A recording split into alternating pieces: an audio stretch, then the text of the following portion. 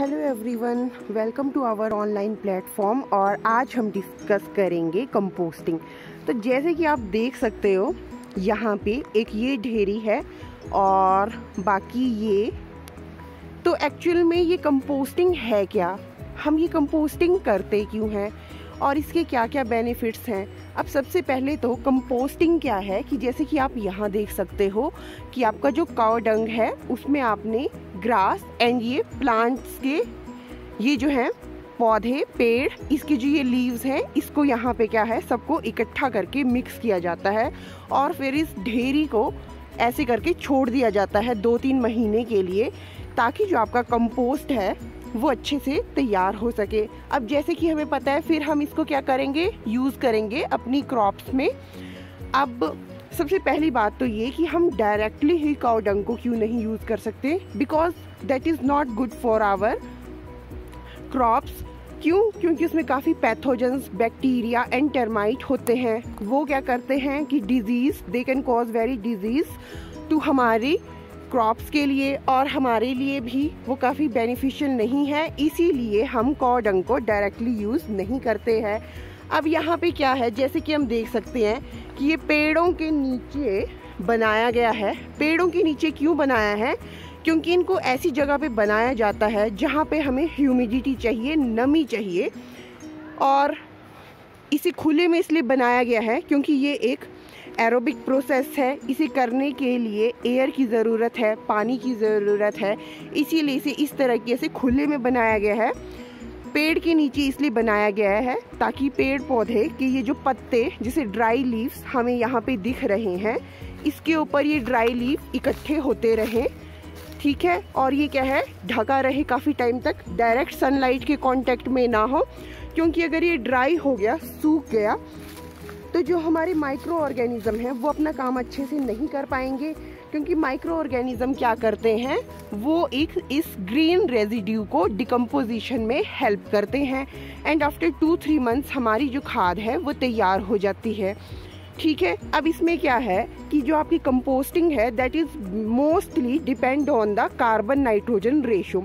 अब आपके जितने भी ये ग्रीन प्लांट्स, ग्रीन पत्ते होंगे वो क्या कंटेन करते हैं, कार्बन कंटेन करते हैं। और ये जो आपके ड्राई लीव्स हैं, सूखे पत्ते ब्राउन कलर के, ये नाइट्रोजन कंटेन करते हैं। तो आपकी कंपोस्टिंग के लिए ये दोनों ही बहुत ज़रूरी हैं एंड ये एक पर्टिकुलर रेशो में होने भी ज़रूरी होते हैं।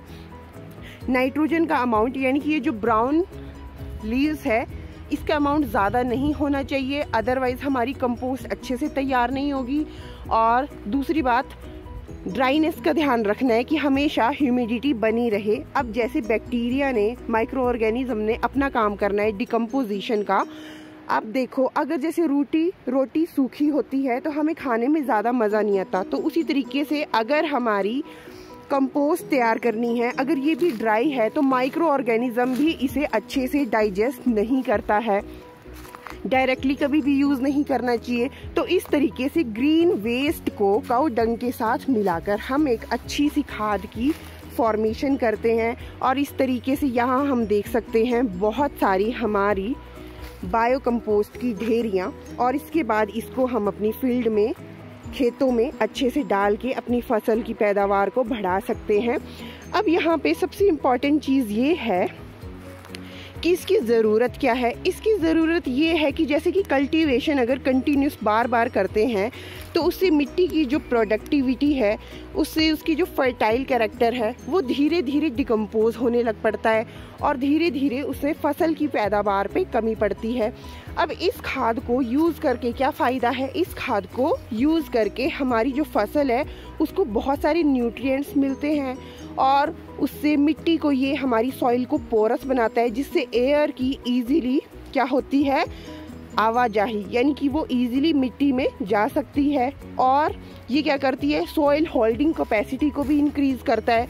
तो ये हमारी खाद हमारे लिए बहुत ज़्यादा इम्पॉर्टेंट है। बट कभी भी काउ डंग को डायरेक्टली यूज़ नहीं करना चाहिए। उसे ग्रीन वेस्ट, यानी कि इन सूखे पत्तों और इन ग्रीन पत्ते सूखे पत्ते के साथ मिक्स करके अच्छे से यूज़ करना चाहिए। और गांव में देखिए इस तरह के कंपोस्ट को तैयार किया जाता है और फिर अपने खेतों में यूज़ किया जाता है, तो हमें भी आगे से इसी तरीके से यूज़ करना चाहिए।